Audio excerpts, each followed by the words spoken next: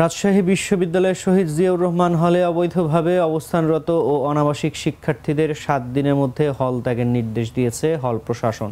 বৃহস্পতিবার শহীদ জিয়াউর রহমান হলের প্রাধ্যক্ষ ডক্টর নাসির উদ্দিন স্বাক্ষরিত এক বিজ্ঞপ্তিতে শিক্ষার্থীদের এই নির্দেশনা দেওয়া হয়। শুক্রবার হল প্রাধ্যক্ষ অধ্যাপক ডক্টর নাসির উদ্দিন বিষয়টি নিশ্চিত করেন।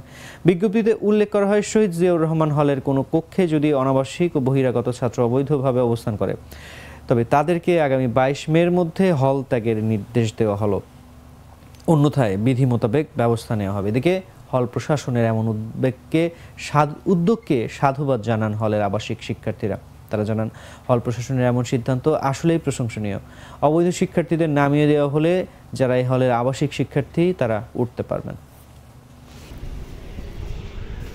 অবশ্যই হল প্রশাসনকে ধন্যবাদ জানাই যে অনাবাসিক শিক্ষার্থী যারা আছে অবৈধভাবে তাদেরকে ৭ দিনের মধ্যে হল ত্যাগ করার নির্দেশ। এটা একটা কার্যকরী পদক্ষেপ। যদি এটা কার্যকর হয় খুবই ভালো হবে, কারণ যারা যে হলে বরাদ্দকৃত আছে অনেকে অসহায় দুস্থ থাকে, কিন্তু তারা দেখা অবৈধভাবে যারা আছে তাদের কারণে তারা তাদের সিটটাকে উঠতে পারছে না।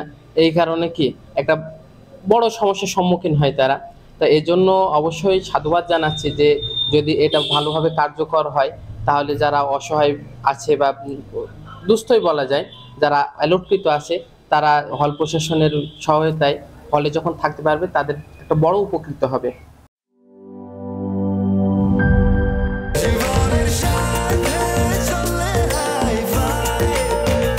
স্বাস্থ্যকর অল টাইম ফ্যামিলি কেক, সব সময় অল টাইম হেলদি লাইফ।